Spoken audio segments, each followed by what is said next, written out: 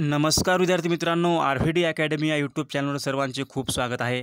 आपण आज 10 महत्त्वाचे सराव प्रश्न पाहणार आहोत.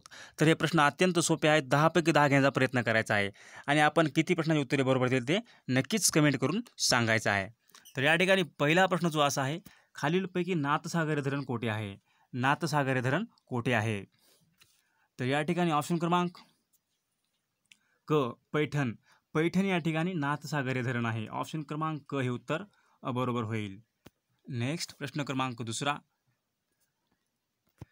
लिओनेल मेसी कोणत्या खेळाशी संबंधित आहेत? लिओनेल मेसी कोणत्या खेळाशी संबंधित आहेत? तर या ठिकाणी ऑप्शन क्रमांक 2 फुटबॉल या खेळाशी लिओनेल मेसी हे संबंधित आहेत. ऑप्शन क्रमांक ब हे उत्तर बरोबर होईल. नेक्स्ट प्रश्न क्रमांक तिसरा, देशाचे पहिले लोकसभा सभापती कोण होते? देशाचे पहिले सभापती कोण होते?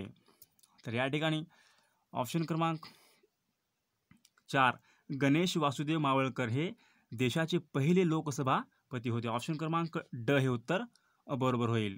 देशाचे पहिले लोकसभा सभापती गणेश वासुदेव मावळकर. ऑप्शन क्रमांक ड हे उत्तर बरोबर होईल. नेक्स्ट, ने प्लस अन या पोट शब्दाचा जोड शब्द खालीलपैकी काय येईल? ने प्लस अन. ने प्लस अन या पोट शब्दाचा जोड शब्द खालीलपैकी काय येईल? तर या ठिकाणी ऑप्शन क्रमांक क ने प्लस अन या पोट शब्दाचा जोड शब्द येईल नयन. ऑप्शन क्रमांक क हे उत्तर बरोबर होईल.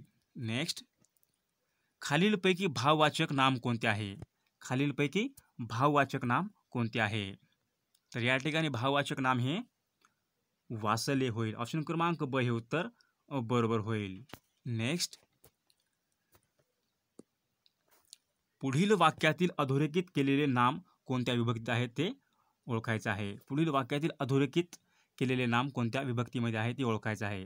या ठिकाणी अधोरेखित शब्द जो आहे मुलांनी आहे. तर या ठिकाणी अधोरेखित शब्दाची विभक्ती जी होईल ऑप्शन क्रमांक क तृतीया. ऑप्शन क्रमांक क हे उत्तर बरोबर येईल. ऑप्शन क्रमांक क. नेक्स्ट, खालीलपैकी कोणते गुणविशेषण आहे? खालीलपैकी गुणविशेषण कोणते आहे? गुणविशेषण. तर या ठिकाणी ऑप्शन क्रमांक 4 शूर या ठिकाणी हा शब्द गुणविशेषण आहे. ऑप्शन क्रमांक 4 हे उत्तर बरोबर होईल. नेक्स्ट, आई मुलांना हसवते या वाक्यामध्ये कोणत्या प्रकारचे क्रियापद आहे? आई मुलांना हसवते या वाक्यामध्ये कोणत्या प्रकारचे क्रियापद आहे?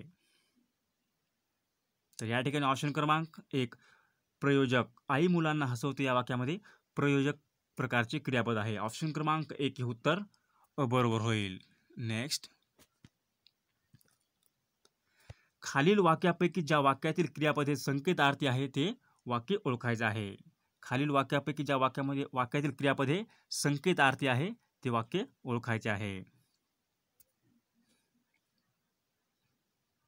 तर या ठिकाणी ऑप्शन क्रमांक 1 मला जर बरे असते तर मी भाग घेतला असता. या ठिकाणी संकेतार्थी क्रियापद आहे. ऑप्शन क्रमांक 1 हे उत्तर बरोबर होईल. नेक्स्ट, खालीलपैकी तुलनात्मक शब्दयोगी अवयव कोणते आहे?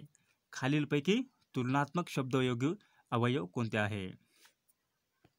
नेक्स्ट, तर या ठिकाणी ऑप्शन क्रमांक ब पेक्षा. पेक्षा हा शब्द या ठिकाणी तुलनात्मक शब्दयोगी अवयव आहे. ऑप्शन क्रमांक ब हे उत्तर बरोबर होईल. तर आपला 10 पैकी आपण किती प्रश्नांची उत्तर बरोबर दिले नक्कीच कमेंट करून सांगायचं आहे. थँक्यू.